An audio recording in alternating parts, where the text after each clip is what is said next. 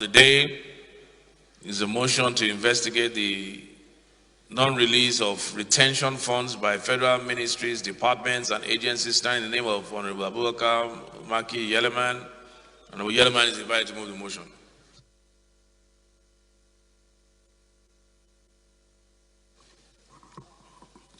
Chairman, loans. Nobody is saying the speaker now. We are busy.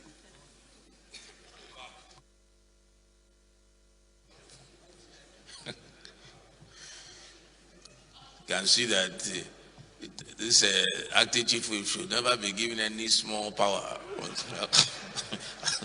Just small, you should not give him. Please go ahead, Honorable Makki.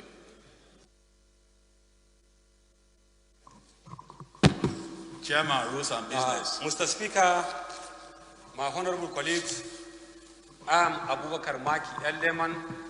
I'm from Jigawa State. I represent Madam Muduri Kaugama Federal Constituency. I stand to move a motion to investigate non-release of retention funds by federal ministry, department, and agencies.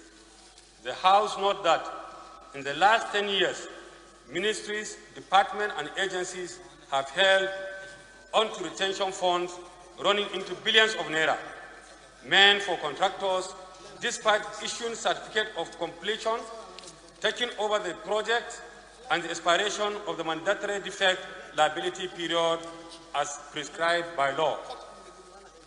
The House also notes that the practice is inimical to the growth of small and medium-scale enterprises, as it denies contractors the needed capital to stay afloat, while part of those funds form part of the 1.2 trillion the Fiscal Responsibility Commission accused about 122 MDAs of failure to remit in 2020 Appropriation Act.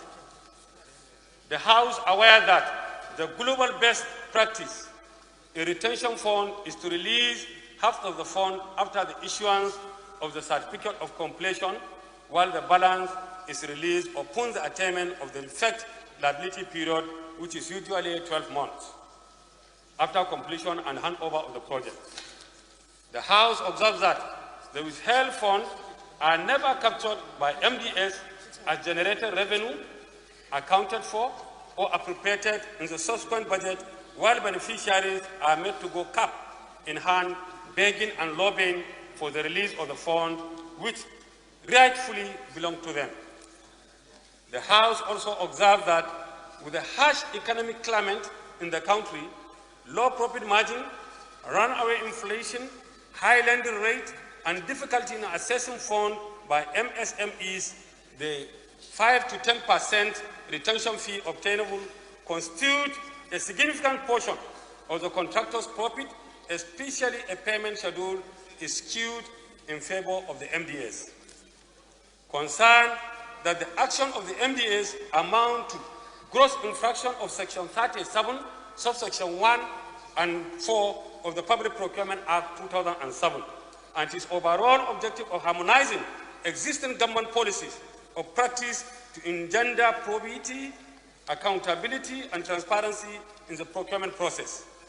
Resolved, the House will set up an ad hoc committee to investigate the failure of ministries, departments, and agencies to release retention funds and report back within 1.5 months, that is 6 weeks. Mr. Speaker, I so move.